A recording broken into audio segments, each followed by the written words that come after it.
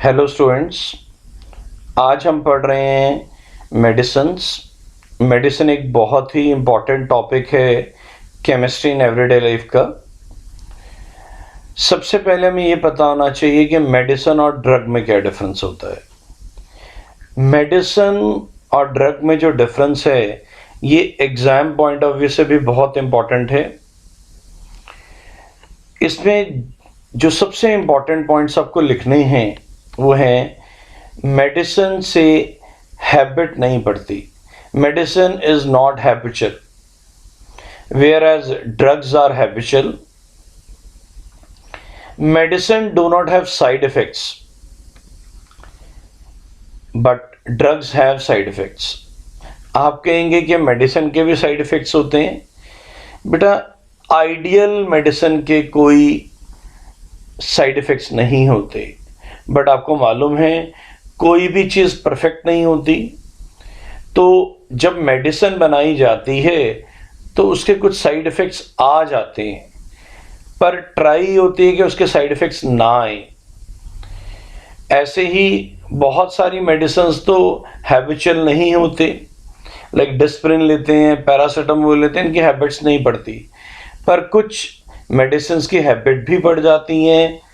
तो बनाए तो इसी हिसाब से जाते हैं कि उनकी हैबिट्स ना पड़े, पर कोई भी मेडिसिन आइडियल नहीं बन पाती। तो वो आइडियल एंड रियल में फ़र्क है। पर आपको अगर एग्ज़ाम में आता है what is the difference between medicine and drugs, तो आपको ये वाले ही दोनों पॉइंट्स लिखने हैं एंड इसके साथ एग्जाम्पल भी लिखने हैं। मेडिसिन में आप लिख सकते हैं paracetamol, disprin, aspirin. Whereas drugs में आप लिख सकते हैं brown sugar, cocaine, morphine, heroin. तो एक बहुत इंपॉर्टेंट क्वेश्चन बनता है। आइए अब हम पढ़ेंगे एनाल्जेसिक्स क्या होते हैं। एनाल्जेसिक्स होते हैं these are those medicine which are used to reduce और abolish pain without causing improvement of consciousness, mental confusion, incoordination or paralysis or some other disturbances of nervous systems। अब इसका क्या मतलब है? जो एनाल्जेसिक्स होते हैं वो पेन किलर्स होते हैं, पर उसमें आपकी कॉन्शियसनेस नहीं, आपकी जो कॉन्शियसनेस है वो खत्म ना हो जाए, आप अनकॉन्शियस ना हो जाए, आपको मेंटल कंफ्यूजन ना हो जाए। मेंटल कंफ्यूजन मीन्स लाइक आपसे स्टेयर्स नहीं उतरी जा रही, आपसे चला नहीं जा रहा, आपसे पानी का ग्लास नहीं पकड़ा जा रहा। इनकोऑर्डिनेशन, आप अपने बॉडी पार्ट्स को कंट्रोल ना कर पाए। पैरालिसिस, आपका कोई बॉडी का ऐसा पार्ट ऐसा ना हो जाए कि बॉडी का पार्ट ही चलना बंद ना हो जाए। And other disturbancing of nervous systems, आपका ब्रेन पे कंट्रोल खत्म ना हो जाए या कम हो जाए। तो जो भी पेन किलर्स होते हैं उनमें ये प्रॉपर्टीज होना मस्ट है। अब इसको फर्दर दो पार्ट्स में डिवाइड किया गया है, non narcotics and narcotics. Non narcotics में आता है एस्पिरिन, पैरासीटामोल। नार्कोटिक्स में आता है हीरोइन, मॉर्फिन, कोकीन भी लिख सकते हैं, कोडीन भी लिख सकते हैं। अगर पेपर में क्वेश्चन आ जाता है right the difference between non narcotics and narcotics, तब भी आपको वही वाले डिफरेंस लिखने पड़ेंगे जो मेडिसिन एंड ड्रग के हैं। मेडिसिन के साइड, नॉन नार्कोटिक्स के साइड इफेक्ट्स नहीं होते और इसकी हैबिट नहीं पड़ती। नार्कोटिक्स के साइड इफेक्ट्स भी होते हैं एंड इसकी हैबिट भी पड़ती है। ये जो डायग्राम्स बनाए गए हैं मॉर्फिन का, हीरोइन का, कोडीन का, ये आपको स्ट्रक्चर्स याद नहीं करने, ये just representative point of view से बनाए गए हैं। आइए, एनाल्जेसिक्स आपको क्लियर हो गया होगा, अब आगे चलते हैं। नेक्स्ट है ट्रांसकोलाइजर्स। अब ये ट्रांसकोलाइजर्स क्या होते हैं? ट्रांसकोलाइजर्स होते हैं they are used for the treatment of stress and mild और सर्व मेंटल डिजीजेस, जिसको हम ये कहते हैं कि लाइक टेंशन हो जाती है, कहीं डिप्रेशन हो गया, ऐसी चीजों को रिलीव करने के लिए, मान लीजिए कोई फैमिली में डेथ हो जाती है, फैमिली का कोई मेंबर बहुत ज्यादा स्ट्रेस ले रहा है, कोई आपने देखा होगा बहुत एग्रेसिव लोग होते हैं, बहुत ज्यादा लड़ते हैं, तो ऐसी चीजों को जो हैंडल करने के लिए मेडिसिन यूज होती हैं उन्हें ट्रांसक्यूलाइजर्स कहते हैं। Use for the treatment of stress and mild और सर्व मेंटल डिजीजेस। इसमें दीज रिलैक्स एंजाइटी, कुछ लोग बहुत गुस्सा खाते हैं या बहुत ही ज्यादा स्ट्रेस ले लेते हैं या बहुत ज्यादा इरिटेशन फील कर रहे होते हैं, लाइक कोई ऑपरेशन कराया तो स्टिचेस लगे हुए हैं तो बहुत ज्यादा इरिटेशन हो रही है। उस केस में कुछ लोग, लाइक आपने देखा होगा, ड्रग्स लेते हैं तो उन्हें ड्रग्स ना मिले तो बहुत इरिटेट होना शुरू हो जाते हैं, तो उनको थोड़ा उनका स्ट्रेस लेवल लूज करवाना, उन्हें बेटर फील कराना, ये जो चीजें होती हैं दे आर ट्रांसक्यूलाइजर्स। पर जनरली ये जो ट्रांसक्यूलाइजर्स हैं बिना डॉक्टर की रिकमेंडेशन के लेने भी नहीं चाहिए और मिलते भी नहीं है। इसकी एग्जांपल है barbituric acid and its derivative like veronal, amytal and other things. But आपको मेजर ये बार्बिट्रिक एसिड याद रखना है, ये एग्जाम में बहुत ज्यादा आता है। इसको भी फर्दर दो टाइप्स में डिवाइड किया गया है, सेडेटिव्स एंड एंटी डिप्रेसेंट। अब ये क्या होते हैं? सेडेटिव्स क्या होते हैं?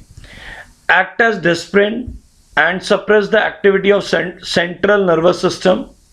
They give a feeling of calmness and relaxation or even drowsiness in the body, and even high dose causes sleeping.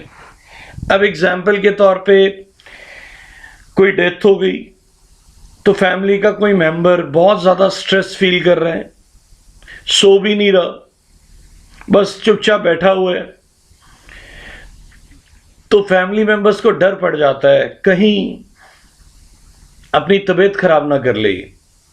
उस केस में उसको थोड़ा सा कुछ खिलाया जाता है, उसी में मेडिसिन डाल दी जाती है, जिससे एक तो वो थोड़ा अच्छा फील करता है, उसे कामनेस होती है, रिलैक्स हो जाता है और इवन सो भी जाता है, जिससे वो जो इवेंट है घर का वो निकल जाता है एंड उसको डिप्रेशन नहीं होता, अपनी बॉडी को नुकसान नहीं करता। एंटी डिप्रेसेंट क्या होता है? अब produces a feeling of wellbeing and confidence in a person of depressed mood and these are also called mood boosters. अब मान लीजिए डिप्रेशन आ रहा है, कोई बिजनेस में लॉस हो गया या रिजल्ट्स अच्छे नहीं आए, वॉट एवर हैपन्स, तो कई बार कुछ पर्सन डिप्रेशन में चले जाते हैं, उनका कॉन्फिडेंस लेवल ही बिल्कुल नीचे हो जाता है कि मैं तो जिंदगी में कुछ कर ही नहीं सकता, तो उन्हें एंटी डिप्रेसेंट दिए जाते हैं जिससे उसको अच्छा लगता है, उनका जो डिप्रेस्ड मूड होता है वो ठीक हो जाता है and he can feel very good. They are mood booster drugs. इसमें इक्विनल है, आपका क्लोरोडाइफाइड है, ये सारे उसके मेडिसिन हैं। आइए अभी उसका स्ट्रक्चर है वेलिम का, आपको लर्न नहीं करना, just representative point of view से दिखाए जा रहे हैं। ऐसे इक्विनल का है एंड ये सब, ये आपको कभी एग्जाम में नहीं आएंगे। Draw the structure of these medicine, ये आपको नहीं आएंगे। हायर स्टडीज में आप एमबीबीएस में करते हैं सब कुछ। आइए आगे चलते हैं। नेक्स्ट है एंटीसेप्टिक। आपने बहुत सुना होगा एंटीसेप्टिक। अब ये एंटीसेप्टिक क्या होता है? एंटीसेप्टिक होता है, these are those chemicals which kills micro organisms but do not harm living tissues. आपने डेटॉल लगा ली, अब डेटॉल क्या करती है? माइक्रो ऑर्गेनिजम्स को मार देती है पर आपकी बॉडी को नुकसान नहीं पहुंचाती। This is called antiseptic. आइए इसकी डेफिनेशन पढ़ते हैं। Apply to the living tissue such as wound, cut, ulcer and disease skin surface. इसमें बहुत सारी आती हैं, सफ्रामाइसिन आती है, डिटॉल आती है, ये आपको याद करना पड़ेगा। डिटॉल के कंटेंट क्या होते हैं? Mixture of chloroxylenol and terpineol. ये बहुत ज्यादा एग्जाम में पूछा जाता है, याद रखिएगा। डिटॉल के कंटेंट एग्जाम में बहुत ज्यादा आते हैं। इनके मैंने नीचे स्ट्रक्चर्स भी बने हुए हैं, पर स्ट्रक्चर्स आपको लर्न नहीं करने, आपको सिर्फ इनके नाम याद करने हैं। Mixture of chloroxylenol and terpineol, सफ्रामाइसिन हो गए और आगे भी हो गए। ये सारे क्या हैं? एंटीसेप्टिक हैं। एंटीसेप्टिक में डेफिनेशन कौन सी आपको याद करनी है? जो दी हुई है वो भी आप ले सकते हैं। एक मैं इजी और डेफिनेशन बता रहा हूं। Antiseptic are those chemical substances which kills microorganisms but do not harm living tissue. अब इसी के पैरेलल में ये एंटीसेप्टिक और डिसइंफेक्टेंट का डिफरेंस आ जाता है एग्जाम में। ये एंटीसेप्टिक एंड डिसइंफेक्टेंट। आइए डिसइंफेक्टेंट देखते हैं। डिसइंफेक्टेंट क्या होते हैं? डिसइंफेक्टेंट होते हैं विच आप जो टॉयलेट्स में यूज करते हैं, जो आप अपने घर पे फ्लोर को क्लीन करने के लिए यूज करते हैं, लाइक आप लाइजॉल यूज करते हैं, डोमेक्स यूज करते हैं, ये सब डिसइंफेक्टेंट है। Apply to the intimate object like floor, drainage system, instruments etcetera. इसमें एक चीज याद रखिएगा, इसकी एक और अच्छी डेफिनेशन होती है। Disinfectant are those chemical substances which kills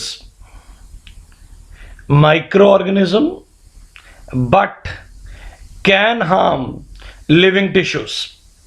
Can harm living tissues. तो ये हम बॉडी पे नहीं लगा सकते। आपको चोट लग गई तो आप लाइजॉल या डोमेक्स नहीं लगा सकते, ये लिविंग टिश्यूज पे नहीं लगाए जा सकते, यहां हम करते हैं। तो एग्जाम्पल है 1% phenol, 0.2 to 0.4% of chlorine. These act as what? Disinfectant. आप इसमें ऐसा भी लिख सकते हैं, high concentration of phenol, high concentration of chlorine. तो ये क्या है? Even high concentration of iodine भी लिख सकते हैं। तो एग्जाम में क्वेश्चन आता होता है, कोई give a chemical substance which can act as antiseptic as well as disinfectant. Antiseptic as well as disinfectant. इसमें आप आंसर लिखेंगे, if phenol and iodine are used in low concentration, they act as antiseptic.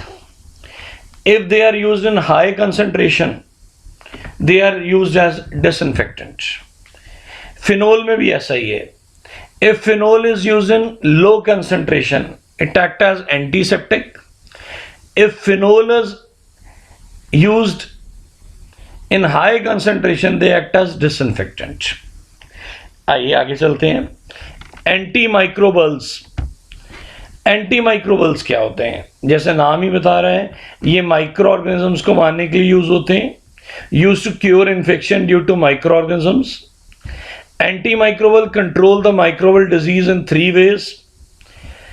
By the drug which can kill microorganism in the body, they are called bacterial. The disease which inhibit or arrest the growth of microorganism, they are called bacteriostatic. Which increases the immunity and resistance of the infection body, that is called immunity.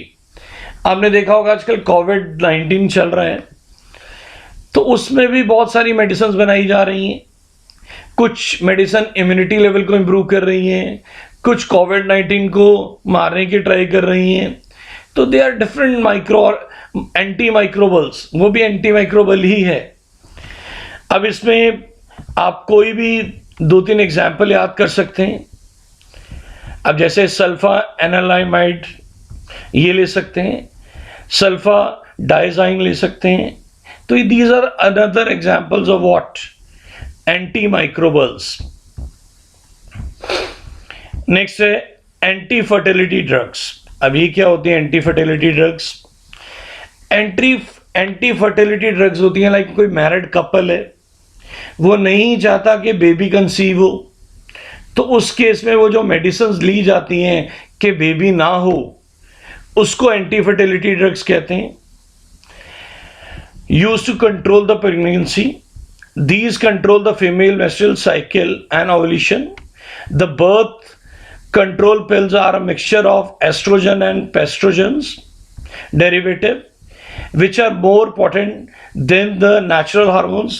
इनकी जो strength होती है medicine की बहुत ज़्यादा होती है, ये नेचुरल हार्मोन्स को रोक लेते हैं, जिसके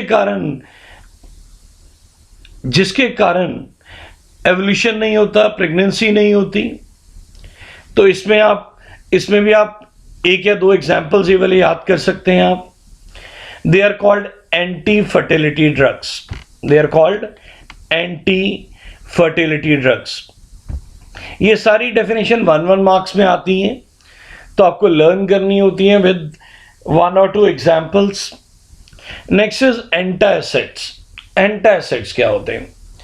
एंटासिड्स होते हैं लाइक जब हम कुछ ऑयली खा लेते हैं, लाइक किसी शादी में गए, किसी पार्टी में गए, कुछ थोड़ा ज़्यादा हमने क्या किया, कुछ खाना ऑयली कंज्यूम कर लिया, तो बॉडी में एसिडिटी हो जाती है, स्टमक में एसिडिटी हो जाती है।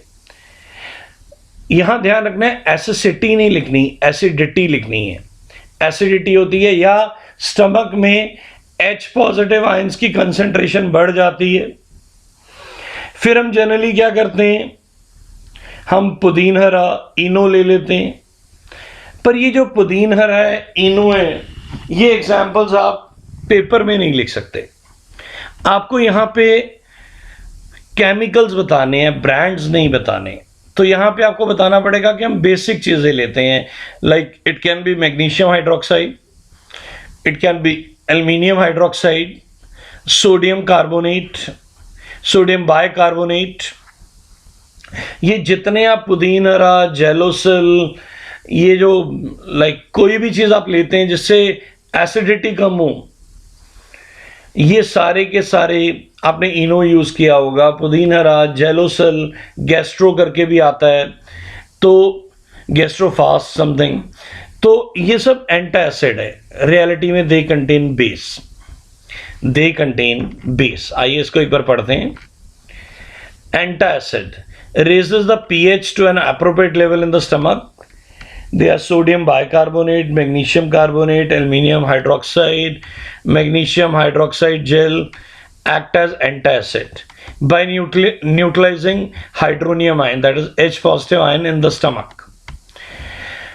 ये बड़ा इंपॉर्टेंट चीज है। अब ये क्या है एक बार पहले समझते हैं। आपको एसिडिटी हो गई, आपने पुदीनहरा पी लिया या इनो ले लिया, बॉडी ने देखा कि बहुत सारा बेस आ गया है, बॉडी आपके स्टमक ने थोड़ा और एसिड रिलीज कर दिया। थोड़े दिनों बाद आपने फिर पुदीनहरा ले लिया या इनो पी लिया, तो आपकी बॉडी देख रही है कि जैसे ही H पॉजिटिव आप बढ़ते हैं, बेस आ जाता है। आप बाहर से कुछ कंज्यूम कर रहे हैं, पुदीनहरा, इनो, जेलोसिल एंड ऑल, तो धीरे धीरे स्टमक की H पॉजिटिव लूज करने की कंसंट्रेशन बढ़ जाती है। पहले आपको वीकली एसिडिटी होती थी, फिर आपको अल्टरनेट डे पे होनी शुरू हो जाएगी, फिर डेली हो जाएगी, फिर हर खाने के बाद होनी शुरू हो जाएगी। तो ये जितनी भी चीज़ें आपको हैबिचुअल बना देती हैं, आपके स्टमक की H पॉजिटिव लूज करने की लेवल जो होता है बढ़ जाता है। ऐसा ना हो तो आपको डॉक्टर के पास जाना चाहिए कि मुझे रेगुलरली एसिडिटी हो रही है, मुझे कोई मेडिसिन रिकमेंड करिए। तो ये सिमेटाडाइन, रेंटाडाइन, जैसे जेंटेक भी कहते हैं, टेगमेंट भी कहते हैं, ये सारे के सारे स्पेशल केमिकल्स हैं। ये एक तो बहुत स्लोली H पॉजिटिव को कंज्यूम करते हैं, स्लोली OH नेगेटिव रिलीज करते हैं, जिससे स्टमक को कभी भी ये नहीं लगता बेस इज इन एक्सेस, तो उसे कभी भी हैबिट नहीं पड़ती ज़्यादा H पॉजिटिव लूज करने की, एंड जिससे आपको परमानेंट आपको एसिडिटी नहीं होगी। जनरली ये जो मेडिसिन होती हैं सुबह खाली पेट खाई जाती हैं, सुबह उठे आपने एक मेडिसिन खा ली, ये पूरा दिन धीरे धीरे OH नेगेटिव रिलीज करते रहेंगे, जिससे आपको पूरा दिन ही क्या नहीं होगा, पूरा दिन ही एसिडिटी नहीं होगी, एंड इससे आपके स्टमक की H पॉजिटिव लूज करने की जो पावर है वो भी इंक्रीज नहीं होती। आइए एक बार पढ़ते हैं। Cimetidine and Retidine act as antacid by preventing the interaction of histamine with the receptor present in the stomach wall, resulting in the release of lesser amount of acid। तो ये इनके स्ट्रक्चर्स हैं, पर मैंने आपको पहले बोला स्ट्रक्चर्स आपको लर्न करने की ज़रूरत नहीं है। आइए आगे चलते हैं, एग्जाम्पल ज़रूर याद करने पड़ेंगे आपको। नेक्स्ट है एंटीहिस्टामाइन। एंटीहिस्टामाइन, अब ये एंटीहिस्टामाइंस क्या होते हैं? एंटीहिस्टामाइंस होते हैं लाइक एंटी एलर्जिक ड्रग्स। अब ये एंटी एलर्जिक ड्रग्स क्या होते हैं? एंटी एलर्जिक ड्रग्स होते हैं आपको कोई एलर्जी हो गई किसी चीज। एंटीहिस्टामाइन, एंटीहिस्टामाइन, हिस्टामाइन क्या होता है? हिस्टामाइन होता है एलर्जी। एलर्जी क्या होता है?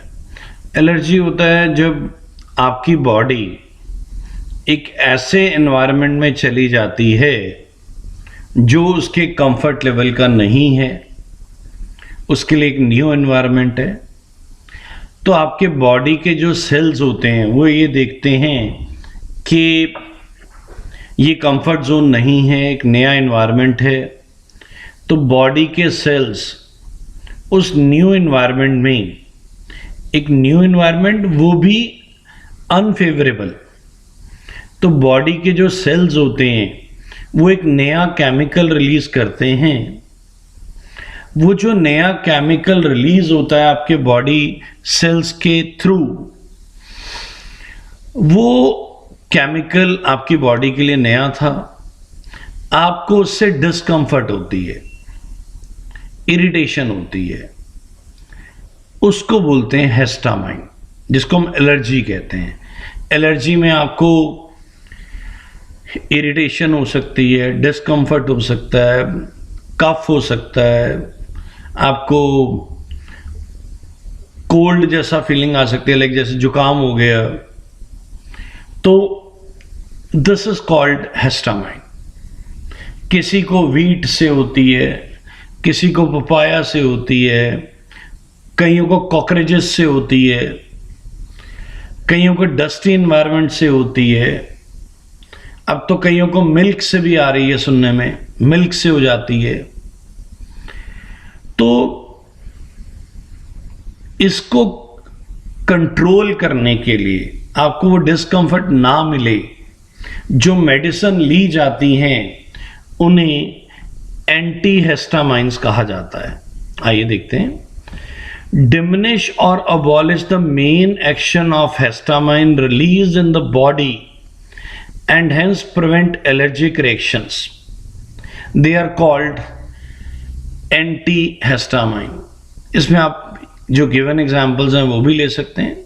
मैं आपको एक बहुत इजी एग्जाम्पल बताता हूँ, दैट इज सिट्राजाइन। सिट्राजाइन एक बहुत कॉमन मेडिसिन है जो हम अपने घरों में यूज करते हैं। आपकी बॉडी रेड हो गई है, आपको बहुत ज़्यादा इरिटेशन हो रही है, तो आप सिट्राजाइन ले सकते हैं। सिट्राजाइन इज़ कंफर्टेबल, 10 mg आप ले लेते हैं for weight of nearly 60 to 70 kg। Generally जो हमारा वेट होता है 70-80 kg, 60 kg, उसमें आप 10 mg is sufficient, but doctor recommendation is required. But अगर आपके पास अवेलेबिलिटी नहीं है डॉक्टर की, तो ऑन द स्पॉट आप ये ले सकते हैं। ये ज़्यादा प्रिजर्वेटिव लेने से भी हो जाती हैं इरिटेशंस, लाइक आप बहुत ज़्यादा पैक्ड जूसेस लेते हैं, रियल, ट्रॉपिकाना, अगर आप बहुत ज़्यादा पीते हैं तो कुछ महीनों के बाद, दिनों के बाद आपको इससे भी एलर्जी हो सकती है। तो ये क्या होते हैं? Antihistamines, anti allergic drugs. आइए आगे चलते हैं। ये डिसइंफेक्ट हम ऑलरेडी पढ़ चुके हैं, ये हम सारा पढ़ चुके हैं वाला। एंटीबायोटिक, ये आपने बड़ा कॉमन नाम सुना होगा। जनरली हम कॉमन लैंग्वेज में से एंटीबायोटिक कहते हैं। हम डॉक्टर के, आप केमिस्ट के पास गए, आपने बोला एंटीबायोटिक देना, it is not antibiotic, it is antibiotics. अब ये एंटीबायोटिक्स होती क्या है? एंटीबायोटिक्स ऐसे केमिकल्स हैं जो हमारी बॉडी में जाके लिविंग ऑर्गेनिजम्स को पैदा करते हैं, पर ये living organisms useful living organisms होते हैं जो हमें हेल्प करते हैं। आपने सुना होगा कि हम कर्ड खाते हैं, कर्ड में बैक्टीरिया होता है, पर वो यूजफुल बैक्टीरिया है। ऐसी एंटीबायोटिक में जो केमिकल्स हैं, they are giving what? They are giving life to some microorganisms which are useful, and these useful microorganisms kills the harmful microorganisms. आइए इसको देखते हैं। Produce from living cells and which are capable of inhibiting the life process or even destroying microorganisms. अब इसका क्या मतलब है? तो ये जो आपने मेडिसिन ली, ये हार्मफुल माइक्रो ऑर्गेनिज्म के लिविंग प्रोसेस को ब्रेक कर देंगी और इवन उन्हें डिस्ट्रॉय भी कर देंगी। अब इसका क्या मतलब होता है? डिस्ट्रॉय मतलब मार देना, इनहिबिटिंग द लाइफ प्रोसेस। अब ये क्या होता है? आप एग्जांपल लेते हैं, ह्यूमंस की जनरली जो लाइफ है वो 100 ईयर्स के आसपास है, मैक्सिमम कह लीजिए 120 होगी। अगर ह्यूमंस को कोई ऐसी मेडिसिन दे दी जाए कि वो 150 ईयर्स तक रिप्रोड्यूस ना कर पाए, तो क्या होगा? अगर वो 150 ईयर्स तक रिप्रोड्यूस ना कर पाए तो क्या होगा? जितने भी ह्यूमंस हैं उनकी डेथ हो जाएगी, न्यू बेबीज पैदा नहीं हुए, तो ह्यूमंस विल गेट एक्सटिंक्ट। इसको कहते हैं ब्रेकिंग ऑफ लाइफ साइकिल। ऐसे ही हर बैक्टीरिया की, हर वायरस की, हर जो भी माइक्रो ऑर्गेनिज्म है उसकी एक लाइफ होती है। ये जो हम मेडिसिन देते हैं, इनको लाइक मान लीजिए कोई बैक्टीरिया है, कोई फंगस है, हमने उसको मेडिसिन लगा दी या ले ली, हमने उसे कहा, उसको कुछ ऐसा किया कि 7 डेज तक रिप्रोड्यूस ना हो सके, पर उसकी लाइफ कितनी थी? 5 डेज। अब 5 डेज बाद सारे माइक्रोऑर्गेनिज्म मर जाएंगे। हमने तो मेडिसिन ऐसी दी थी जो 7 डेज की थी। 5 डेज में पुराने वाले सारे माइक्रोऑर्गेनिज्म मर जाएंगे, नए पैदा नहीं होंगे, तो वो जो आपकी बॉडी के अंदर वो हार्मफुल बैक्टीरियाज थे या कोई भी फंगस थी, वो हट जाएगी। This is called inhibiting the life process. और even destroying, destroying means we consumed a chemical which fight with harmful microorganisms and kills them. But when they fight, a huge amount of energy is released. इसीलिए जब हम antibiotic खाते हैं तो हमारी body का temperature बढ़ जाता है, हमें बुखार हो जाता है, फीवर हो जाता है। तो जनरली डॉक्टर क्या करता है? पैरासीटामोल साथ में ही देता है, या उस एंटीबायोटिक में आप ध्यान से पढ़िए पैरासीटामोल भी लिखा होगा। कई बार डॉक्टर कह भी देता है अगर आप ये मेडिसिन खाएंगे तो आपको फीवर आ सकता है, तो फिर कहता है अगर फीवर आए तो आप पैरासीटामोल ले लीजिएगा, क्योंकि वो जब useful micro organism harmful microorganism को किल करते हैं, फाइट करते हैं और किल करते हैं, तो बहुत ज्यादा एनर्जी रिलीज होती है, इससे फीवर हो जाता है। अब इसमें आप पेनिसिलिन, स्पेक्ट्रोमाइसिन, कोई भी 2-3 एग्जांपल्स आप याद कर सकते हैं। आपको एग्जैक्टली याद नहीं करना स्पेक्ट्रोमाइसिन किस लिए काम आती है, याद रख लेंगे तो it is useful. But generally teacher ऐसा क्वेश्चन नहीं देता आपको सिर्फ 2 या 3 एग्जाम्पल याद रखने हैं। पर याद रखिएगा ये जो एंटीबायोटिक्स होते हैं इनके जनरली जो नाम होते हैं, जनरली, हमेशा नहीं, जनरली CIN या LIN से खत्म होते हैं। अमोक्सिलिन, पेंसिलिन, तो जनरली इनके नाम के पीछे LIN या CIN लगा होता है। तो आप यहां भी देखिए LIN ही लिखा हुआ है, यहां नहीं लिखा हुआ। दैट्स व्हाई आई सेड हमेशा नहीं होता पर जनरली होता है। अब ये नीचे एक बहुत इंपॉर्टेंट टर्म है ब्रॉड स्पेक्ट्रम एंटीबायोटिक्स। अब ये क्या होती है, एग्जाम के लिए बड़ा इंपॉर्टेंट है। ब्रॉड स्पेक्ट्रम एंटीबायोटिक होता है जब हम एक मेडिसिन से कई तरह के ट्रीटमेंट्स कर सकते हैं। अब लाइक आपने देखा कोविड-19 चल रहा है तो हम पुरानी मेडिसिन लेके आ रहे हैं कि शायद इस मेडिसिन से हम क्योर कर पाए। अगर ऐसा हुआ, अब मीजल्स वाली जो मेडिसिन थी वो भी कोविड-19 में यूज हो रही है, मान लीजिए उसे अप्रूवल मिल जाती है, लगभग मिली भी हुई है इंडिया में अभी तक, तो हम उसको यूज भी कर रहे हैं। तो अगर इसको 100% अप्रूवल मिल जाती है फ्यूचर के लिए भी, तो ये ब्रॉड स्पेक्ट्रम बन जाएगी। एक मेडिसिन 2 चीजों के लिए यूज हो रही है, मीजल के लिए भी और कोविड-19 के लिए, तो ये ब्रॉड स्पेक्ट्रम बन गई। जब एक मेडिसिन कई जगह के लिए काम आ जाए उसे ब्रॉड स्पेक्ट्रम एंटीबायोटिक्स कहते हैं। Broad spectrum antibiotics are the antibiotic which are effective against several different types of harmful micro organisms. तो इसमें टेट्रासाइलिन एंड क्लोरामिनॉल ये सारे के सारे क्या हैं, ब्रॉड स्पेक्ट्रम एंटीबायोटिक्स हैं। तो ये हमारी थी मेडिसिन की डेफिनेशंस, ये सारी बड़ी इंपॉर्टेंट हैं। एग्जाम्पल्स भी आप लर्न कर सकते हैं। फिर आता है एक फैक्ट है, वो आइए हम उस फैक्ट को देखते हैं। फैक्ट क्या है, aspirin possesses analgesic, anti-inflammatory, antipyretic properties. ये जो एस्पिरिन है ये फीवर में भी काम आता है, पेन किलर भी है। तो ये जो प्रिपरेशन लिखी गई है salicylic acid and acetic anhydride का रिएक्शन, ये आपका एस्पिरिन बन रहा है प्लस एसिटिक एसिड, ये रिएक्शन आप लर्न कर सकते हैं। पर याद रखिएगा ये जो आप लर्न करेंगे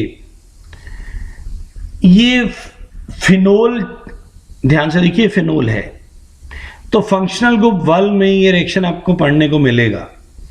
इस चैप्टर में ये रिएक्शन तो इंपॉर्टेंट नहीं है, बट जब आप ऑर्गेनिक केमिस्ट्री पढ़ेंगे तब आपको ये रिएक्शन लर्न करना होगा। तो अभी लर्न कर लेते हैं तो आपको ज़्यादा बेनिफिट हो जाएगा। ऐसे ही methyl sulphate is known as oil of wintergreen. It is used for lubricant in deep heating ligaments and antibiotic which are effective in several type of harmful microorganisms, they are called broad spectrum, हमने अभी पढ़ा। ऐसे narrow spectrum भी होता है जो सिर्फ एक माइक्रो ऑर्गेनिज्म के लिए यूज होती है, they are called narrow spectrum antibiotics. तो ये थी मेडिसिन्स। आइए अगले आर्टिकल पे चलते हैं। नेक्स्ट है केमिकल्स इन फूड। अब हम अपने केमिकल्स फूड में कहाँ कहाँ यूज करते हैं। आपने देखा होगा हम जब खाना बनाते हैं तो उसमें स्वीटनर्स, आर्टिफिशियल स्वीटनर्स हैं, डाइज हैं। लाइक खाना बनाया आपने एग्जाम्पल के तौर पे आप चावल बना रहे हैं, आप कहते हैं जी मुझे तो आज येलो कलर वाले चावल खाने हैं, तो आप उसमें रंग मिलाते हैं तो डाई हो गई। कुछ लोग को डायबिटिक है तो वो आर्टिफिशियल स्वीटनर्स मिला देते हैं। आप कहते हैं जी मुझे तो पर्टिकुलर फ्लेवर चाहिए, आपने कोई मिल्क बनाया, आपने आइसक्रीम बनाई, तो आप उसमें फ्लेवरिंग एजेंट डाल देते हैं, लाइक बनाना फ्लेवर, आपके स्ट्रॉबेरी फ्लेवर, मैंगो फ्लेवर, ये फ्लेवरिंग होती हैं। फिर एंटीऑक्सीडेंट्स हो गए, लाइक जल्दी से खराब ना हो जाए। तो ऐसे बहुत सारे होते हैं। लाइक एमल्जीफायर्स क्या होते हैं, लाइक आप जब भटूरे बनाते हैं तो आप अपने आटे को दही में गूंथते हैं एंड थोड़ी देर के लिए रख देते हैं, like they are different users. Major हो गया कलर, टेस्ट, फ्रेगनेंस। आप जैसे मसाले डालते हैं तो एक बहुत अच्छी सी फ्रेगनेंस आती है कि राजमा बने हैं आज, चने बने हैं। नॉन वेज वाले चिकन के लिए क्या बहुत अच्छी स्मेल आ रही है आज, तो स्मेल हो गई। इसमें आप वो भी लिख सकते हैं लाइक आप ही कह सकते हैं विटामिन ऐड करना। जनरली हम बादाम डाल देते हैं, ड्राई फ्रूट्स डाल देते हैं, तो ये भी सारे के सारे क्या हैं, वाइटल न्यूट्रिएंट्स हैं जो हम एक्स्ट्रा ऐड कर लेते हैं। घी डाल देते हैं कि मेरा बच्चा बहुत पढ़ रहा है तो चलो थोड़ा सा और घी डाल दिया, तो they are what additional you can nutrients आप ऐड करते हैं। तो आप बहुत सारे लिख सकते हैं, टेस्ट हो गया, कलर हो गया, ऑर्डर हो गया, एंटीऑक्सीडेंट्स हो गया, वाइटल न्यूट्रिएंट्स हो गए, एंटी फॉर्मिंग एजेंट्स हो गए, एमल्सिफायर्स हो गए एंड ऑल। एंड नेक्स्ट है बस ये 1 मार्क का ही आता है या 2 मार्क्स का आता है कि why we add chemicals in the food. इसमें आप आर्टिफिशियल स्वीटनर्स भी लिख सकते हैं। Food preservatives. अब ये फूड प्रिजर्वेटिव्स क्या होते हैं? फूड प्रिजर्वेटिव्स होते हैं जब हम खाने में कोई ऐसी चीज डालें कि वो जल्दी से खराब ना हो जाए, हम माइक्रो ऑर्गेनिज्म की ग्रोथ को स्टॉप करते हैं। इसमें जो बेस्ट होते हैं they are what, table salt, sugar, vegetable oil, sodium benzoate, salt of sorbic acid and propanoic acid. Pickles में आपने देखा होगा, हम पिकल्स जो होते हैं अचार में बहुत सारा सॉल्ट डाला जाता है। कई अचार में लाइक नींबू का अचार होता है, उसमें शुगर बहुत ज्यादा होती है, तो these are best preservative, salt and sugar. आपने देखा होगा पिकल्स में ऑयल बहुत ज्यादा डाला जाता है, बट कई जगह पे ये चीजें नहीं डल सकती, तो वहां पे हमें दूसरे डालने पड़ते हैं। लाइक घर पे पैक्ड जूसेस आते हैं, अब पैक्ड जूसेस में नमक भी ज्यादा नहीं हो सकता, शुगर भी ज्यादा नहीं हो सकती, ऑयल भी ज्यादा नहीं हो सकता, तो sodium benzoate and these are another what preservative, salt of sorbic acid and propanoic acid हो सकते हैं। आइए नेक्स्ट है आर्टिफिशियल स्वीटनिंग एजेंट्स। अब ये आर्टिफिशियल स्वीटनिंग एजेंट्स क्या होते हैं? कुछ लोग डायबिटिक हैं या हेल्थ कॉन्शियस हैं, वो ज़्यादा कैलोरीज नहीं लेना चाहते, या वो मीठा खाना तो चाहते हैं बट वो ये नहीं चाहते कि उनके बॉडी में शुगर लेवल बढ़े, ग्लूकोज लेवल बढ़े, तो इवन वो फिर आर्टिफिशियल स्वीटनर्स लेते हैं। अब सैक्रिन है, saccharine it is 550 times sweeter than the normal sugar, but जब हम इसे लेते हैं बहुत थोड़ा सा डलता है खाने में, जब हम इसे खाने में डालते हैं तो हमें खाना मीठा तो महसूस होता है, बट ये हमारी बॉडी इसको डिकम्पोज नहीं कर पाती, हमारी बॉडी इसको डिकम्पोज नहीं कर पाती, तो ये हमारे यूरिन में एज इट इज निकल जाता है। और ये डायबिटिक पर्सन्स के लिए भी बहुत यूजफुल है, क्योंकि बॉडी ने इसको डिकम्पोज नहीं किया, यूरिन में निकल गया, तो बॉडी में ग्लूकोज लेवल नहीं बढ़ा। तो जो डायबिटिक पर्सन्स थे उन्होंने मीठा तो एंजॉय कर लिया, बट बॉडी में शुगर लेवल ही नहीं बढ़ रहा। रियलिटी में शुगर लेवल नहीं होता है, ग्लूकोज लेवल होता है, पर कॉमन लैंग्वेज में हम शुगर लेवल कह देते हैं। तो ये उनके लिए भी बहुत यूजफुल है जो कैलोरी इनटेक बहुत सोच के करना चाहते हैं। लाइक आपने सुना होगा डाइट कोक, डाइट पेप्सी। अभी कुछ पूछते हैं इनके साइड इफेक्ट्स क्या हैं। देखिए एज सच अभी तो साइड इफेक्ट्स का क्लियर नहीं है, अभी तक तो यही माना जा रहा है इनके भी साइड इफेक्ट विजिबल नहीं हो रहे, पर आज से 10 साल बाद 15 साल बाद हो सकता है इसके साइड इफेक्ट्स विजिबल हो, क्योंकि लोगों ने अभी भी इसको लेना शुरू किया है। तो आज की डेट में तो कोई साइड इफेक्ट विजिबल नहीं है, बट कुछ टाइम के बाद हो सकता है ना भी हो सकता है इससे साइड इफेक्ट्स मिले। ऐसे ही एस्प्रेडिन में, अब ये शुगर से 100 टाइम ज़्यादा मीठा है, ये कोल्ड ड्रिंक्स में यूज़ होता है, बट इसे कुकिंग में यूज़ नहीं कर सकते, हीटिंग पे ये डिकम्पोज हो जाता है, तो पेपर में क्वेश्चन आता है what is the difficulty with aspartame, आप लिखेंगे it is 100 times sweeter but the only thing it is used in the cold drinks but they can not be used in cooking. Like आपने कोई गर्म चीज बनानी है, खीर बनानी है, गाजर का हलवा बनाना है, तो उसमें आप एस्पार्टेम यूज नहीं कर सकते, ठंडे फूड में यूज करेंगे। एलेटामीन ये 2000 टाइम्स स्वीटर है। सोचिए एक चम्मच अगर ज्यादा डल गया या एक चम्मच डाल दिया तो कितने चम्मच जितना ये मीठा होगा। तो इट इज 2000 टाइम्स स्वीटर। इसकी सिर्फ एक ही डिफिकल्टी है, बहुत ध्यान से डालना पड़ता है।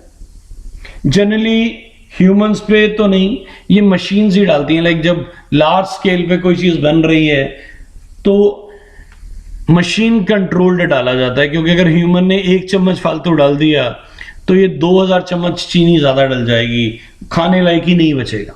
तो एग्जाम में ये भी क्वेश्चन आता है what is the difficulty with alitame, it is 2000 times sweeter than the normal sugar due to its high potency sweetness the control of sweetness on the food is very difficult. फिर आता है sucralose. Sucralose 600 times sweeter होता है and ये stable भी होता है, तो जनरली घरों में ये यूज होता है। तो आप ये जो 600 टाइम्स स्वीटर है तो आप घबराइए मत, ये जो ब्रांड्स आते हैं ये अपने आप कुछ इस तरह एडजस्ट कर लेते हैं कि आप कंट्रोल में डाल पाए। वो बता देते हैं कि लाइक चीनी जितना ही डलेगा, चीनी जितना ही डलेगा मीन्स उन्होंने उसके अंदर कुछ ऐसी चीजें ऐड कर दी हैं जिससे इसकी स्वीटनेस कम हो गई है, सो दैट हम खाने में ज्यादा ना डालें। तो these are the artificial sweeteners. इसका बस एक ध्यान रखना है, ये सारे के सारे आर्टिफिशियल स्वीटनर्स जब कोई भी पर्सन लेता है तो उसको मीठा टेस्ट तो लगेगा, जब वो खाएगा उसको मीठा तो लगेगा, बट ये जब बॉडी के अंदर जाएंगे हमारी बॉडी इसको डिकम्पोज नहीं कर पाएगी। बॉडी को डिकम्पोज नहीं कर पाएगी तो थोड़ी देर बाद बॉडी इसको यूरिन से निकाल देगी। तो इससे बेनिफिट ये हुआ कि हम मीठा तो एंजॉय कर पाएंगे बट ना ही हमारी बॉडी को कैलोरीज मिलेंगी, ना ही हमारी बॉडी में ग्लूकोज लेवल बढ़ेगा। तो this is the major thing. ये डाइट कॉन्शियस एंड डायबिटिक्स के लिए बहुत यूजफुल हैं, बट फिलहाल कोई साइड इफेक्ट नहीं है।